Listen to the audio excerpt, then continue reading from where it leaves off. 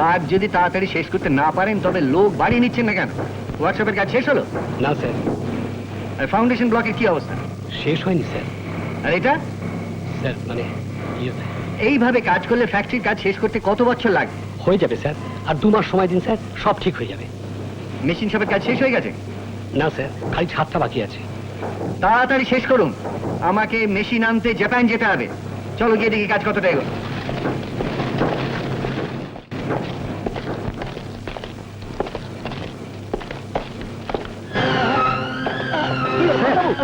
Sir কি হলো sir? এক কাজ করুন, কাছেই ডক্টর চ্যাটার্জি নার্সিং হোম আছে, ওইখানে নিয়ে চলুন।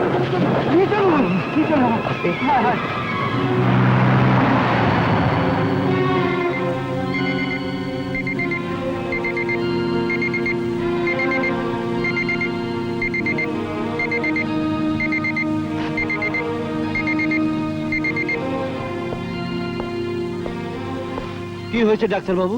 Heart attack. Heart attack? অবশ্য ভয়ের কিছু নেই, তবে একটু সাবধানে থাকতে হবে। অন্তত 15-20 দিন বেড রেস্ট দরকার। আচ্ছা নীলমণি বাবু, আমি তাহলে আসি। ডক্টর ঘোষকে দেবেন্দ্রবাবুর খবরটা জানিয়ে দিই। হ্যাঁ, উনি তো আমাদের বাড়ির ডাক্তার, ওকে তো খবরটা জানানো দরকার। তুমি যাও, আমি কর্তার কাছে আছি।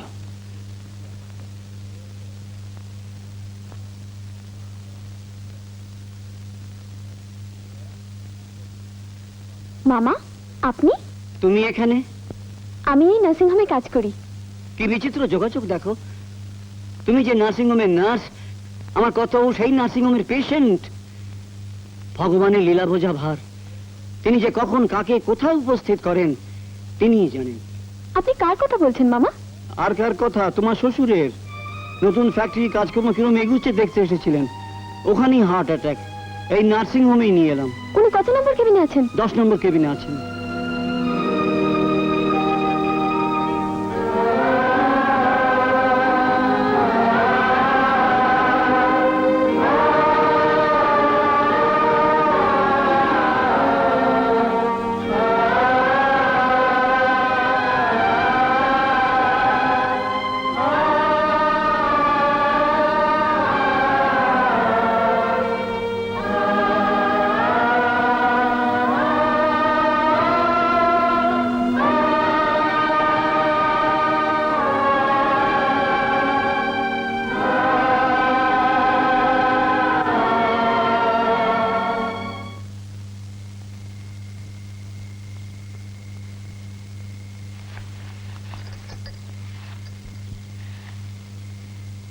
এই ঘুমোলে? না। জানো, আজ আমি একটা বড় দায়িত্ব নিয়েছি। ঠাকুরকে ডাকছি যেন ভালো ভালো দায়িত্ব পালন করতে পারি। কিসের দায়িত্ব? আজকে না, বাবা এখানে একটা নতুন ফ্যাক্টরির কাজ দেখতে এসেছিলেন। ওখানে ওনার হার্ট অ্যাটাক হয়।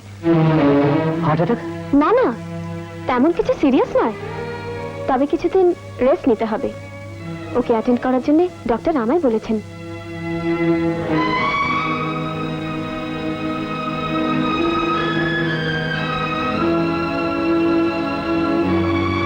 কি ভাবছো? না, কিছু না।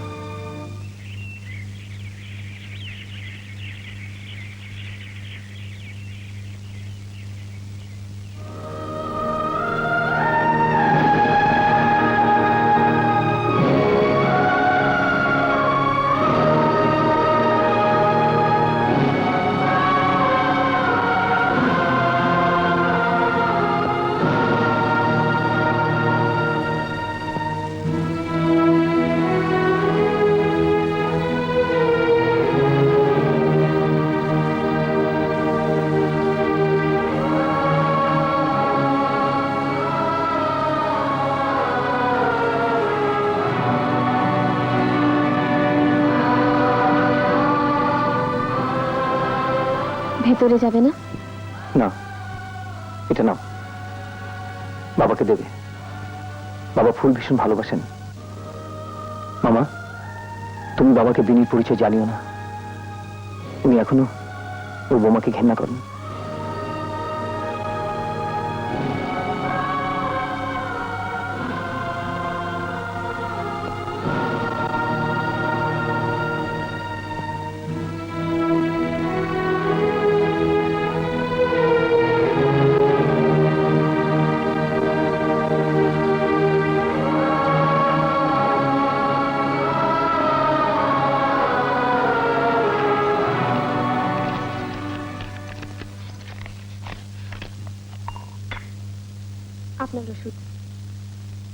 ওষুধ, কিন্তু আমি এখানে, আমার কি হয়েছে? তেমন কিছু সিরিয়াস নয়, মাইল্ড হার্ট অ্যাটাক। ও নিন। দেখো, আমার এসব ওষুধ টষুধ খেতে ভালো লাগে না, তুমি এখান থেকে যাও। কিন্তু ওষুধ না খেলে আমি যাব কি করে?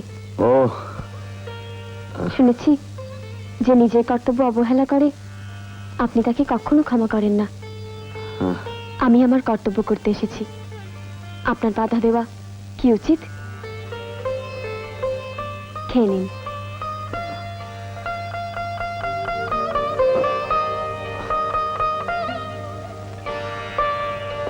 গুড মর্নিং মিস্টার দাস, আমি ডক্টর চ্যাটার্জি। Good morning. এখন তুমি কেমন আছো দেবেন্দ্র? জানি না, কিন্তু এখান থেকে আমাকে যেতে হবে। দেখো দেবেন্দ্র, ডক্টর চ্যাটার্জির সঙ্গে আমি পরামর্শ করেছি, এই অবস্থায় এতদূর যাওয়ার স্ট্রেন তুমি নিতে পারবে না। তাই অন্তত 15-20 দিন তোমাকে এখানে থাকতে হবে। এতদিন এখানে থাকলে আমার বিজনেস, আমার ফ্যাক্টরি এইসব দেখবে কে? আমি না থাকলে সব বন্ধ হয়ে যাবে। আর সব চালু রাখার চেষ্টা করলে নিজের হার্টই বন্ধ হয়ে যাবে। আগে নিজের শরীরটা দেখো, তারপর অন্য সব। ওহো, এখানে এই নার্সিংহোমের পরিবেশে আমি একদম থাকতে পারবো না। আপনি কিচ্ছু চিন্তা করবেন না মিস্টার দাস, আমরা আপনাকে ঘরোয়া পরিবেশের মধ্যে রাখারই চেষ্টা করব। বন্দনা, ইয়েস স্যার। কাল থেকে সেই মতো ব্যবস্থা করো। ইয়েস। জানেন মিস্টার দাস, আমাদের নার্সিং হোমের বেস্ট নার্সকে আপনার সেবা চেনে দিয়েছি। দেখবেন ওর সেবায় আপনি কিছুদিনের মধ্যে আপনার বাড়িও ভুলে যাবেন। বাস দেবেন্দ্র, তোমার আর কিছু ভাবার নেই। Best nursing home, best doctor, best nurse, তুমি দিন 15 করে এখানে আরামে থেকে যাও, কি বলো?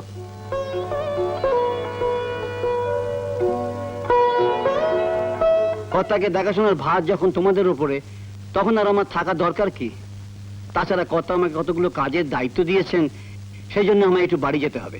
মামা, তুমি আবার কবে আসবে? আমার আর আসার দরকার কি? দায়িত্ব যাদের উপর কর্তাকে তার কাছে সঁপে দিয়ে আমি খালাস। এরপরে বাপ, ছেলে, বউ, তোমরা তোমাদের কথা ভাবো, আমি চলি। থাক থাক, ঠিক আছে ঠিক আছে, থাক মা থাক। মা, কর্তা তোমায় চিনবেন কিনা জানি না, কিন্তু আর সবাই জানবে যে তার পুত্রবধূ তার কর্তব্যের কখনো অবহেলা করেনি। মামা। বাবা ভোলেনাথ তোমাদের মঙ্গল করুন। চলি বাবা, চলি।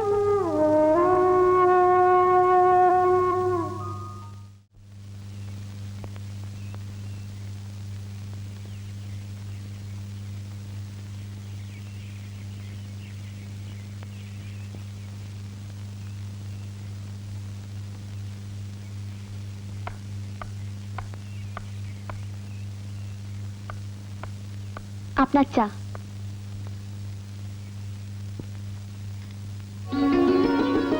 ব্ল্যাক টি? হ্যাঁ, চিনি ছাড়া। আমি তো তোমাকে বলিনি। তুমি কি করে জানলে আমি চিনি ছাড়া ব্ল্যাক টি খাই? জানা আমার কর্তব্য। চা ঠান্ডা হয়ে যাচ্ছে। হ্যাঁ হ্যাঁ, একটা কথা বলবো? নিশ্চয়ই। দেখো, তোমাকে নার্স কিংবা সিস্টার এসব বলে আমার ডাকতে ভালো লাগছে না। তোমার নামটা যেন কি? বন্দনা, তবে সকলে আমায় বিনি বলে ডাকে। বিনি? বাহ, মিষ্টি নাম। আমিও তোমাকে বিনি বলি ডাকবো, তোমার কোনো আপত্তি নেই তো? সেটা আমার সৌভাগ্য। Good morning mister Das. Good morning doctor. এই রুমটা আপনার কেমন লাগছে? খুব ভালো। সব ক্রেডিট হচ্ছে এই বন্দনার। ও, কাল সারাদিন এই রুমটাও নিজের হাতে সাজিয়েছে। আচ্ছা, বাহ। আপনি তখন বেশ ভালোই আছেন, কিছুদিন রেস্ট নিন, দেখবেন ঠিক হয়ে যাবেন। কিন্তু ডক্টর চ্যাটার্জি, এইভাবে ঘরের মধ্যে আর কতদিন বসে থাকবো? বসে থাকবেন কেন? অবশ্য আপনার হাঁটা বারণ। বন্দনা, হুম? তুমি ওনাকে হুইল চেয়ারে বসিয়ে লনে বারান্দা একটু বেরিয়ে নিয়ে আসতে পারো, ফ্রেশ এয়ারও পাবেন। ঠিক আছে।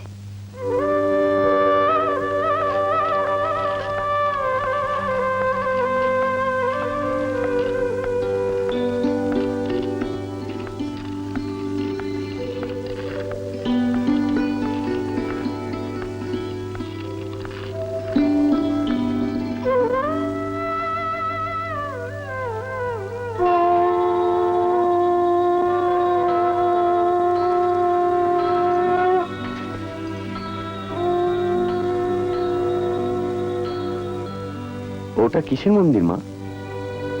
বাবা ভোলানাথের মন্দির। ভোলানাথের উপর তোমার বুঝি খুব বিশ্বাস?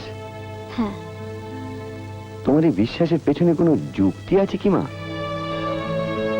কখনো কি ভেবে দেখেছো যে ভক্তি বিশ্বাস মানুষকে কত দুর্বল করে দেয়? ও কথা বলবেন না স্যার, যুক্তির মধ্যে বিশ্বাস থাকে না, আর বিশ্বাস যদি না থাকে মানুষ সবকিছু পেলেও সে পাওয়ার মধ্যে আনন্দ থাকে না। তার মানে তুমি বলতে চাইছো ভোলানাথের কাছে তুমি যা চাইবে তাই পাবে? নিশ্চয়ই পাওয়া যাবে, যদি মন প্রাণ এক করে ওর কাছে কেউ কিছু চায়, আর যদি সেই চাওয়ার মধ্যে নিজের কোনো স্বার্থ না থাকে। তুমি এখন ভোলানাথের কাছে কি চাইলে? ঠাকুরের কাছে যখন চেয়েছি তখন আপনাকে মিথ্যে বলবো না। আমি বাবা ভোলানাথের কাছে প্রার্থনা করলাম আপনি যেন তাড়াতাড়ি ভালো হয়ে যান। আমার জন্য তুমি চাইলে কেন? আমি তোমার কে? আমার সঙ্গে তোমার সম্পর্কই বা কি? স্যার, কার সঙ্গে কখন কি সম্পর্ক গড়ে ওঠে সে কথা বাইরে থেকে বোঝা যায় না। সম্পর্ক তৈরি হয় মানুষের মনের ভেতরে।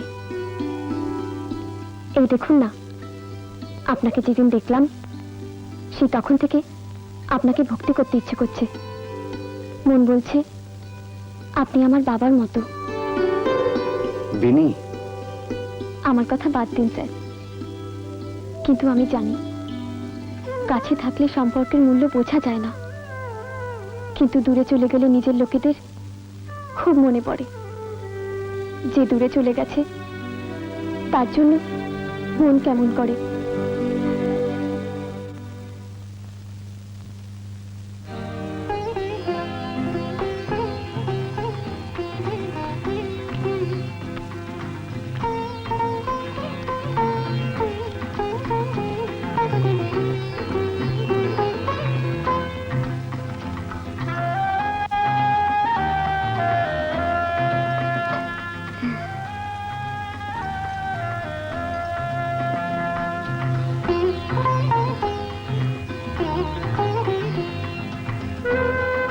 মন্দির থেকে ফেরার আগে তোমার রাখাই ফুলের গন্ধে ঘরটা ভরে গিয়েছিল।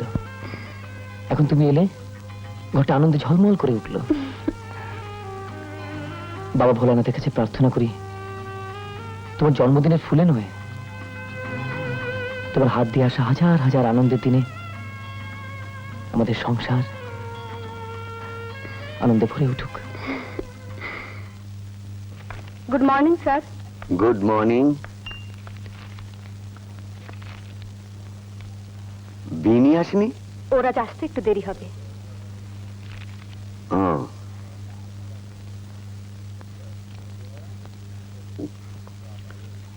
আপনার ব্রেকফাস্ট দেবো স্যার?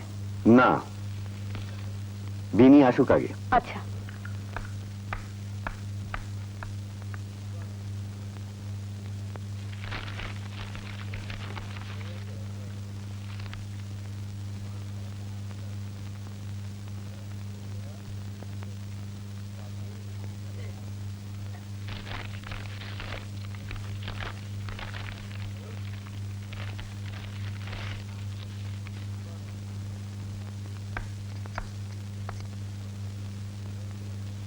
আরে বিনি, আজ এত দেরি যে?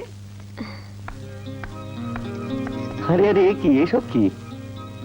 আজ আমার জন্মদিন, মন্দিরে গেছিলাম পুজো দিতে। ঠাকুরের আশীর্বাদের সঙ্গে গুরুজনেরও আশীর্বাদ নেওয়া দরকার। আপনাকে দেখে মনে হচ্ছে যেন আমি আমার বাবার কাছে আছি, সেই জন্য আপনাকে প্রণাম করলাম। দীর্ঘজীবী হও, সবার সুখের কারণ হও। কিন্তু তোমার জন্মদিনের কথা তো আমায় আগে বলনি। মেয়ে হয়ে বাবার কাছে আশীর্বাদ নিলে, কিন্তু বাবার মতো মেয়েকে জন্মদিনে কোনো উপহার দেবার অধিকার তো দিলে না। আপনার এই আশীর্বাদ আমার জন্য সবচেয়ে বড় উপহার বাবা। বাবা? ছোটবেলায় আমি বাবা মাকে হারিয়েছি, আজ এতদিন পরে আপনাকে বাবা ডাকার সুযোগ পেয়েছি। আপনি কি আমায় সেই অনুমতি দেবেন না? অনুমতি দেব কি রে? তুই তো আজ নিজের হাতে সে অধিকার নিয়ে নিলি বিনি। বাবা, আচ্ছা, মেয়ের জন্মদিনে বাবা এত দেরি পর্যন্ত না খেয়ে থাকবে কোন শাস্ত্রে লেখা আছে? হ্যাঁ, মা, আপনার খাওয়ার কথা কেউ এখনো বলেনি? সবাই কি মেয়ে যে বাবার খাওয়ার জন্য চিন্তা করবে? আমি এক্ষুনি নিয়ে আসছি।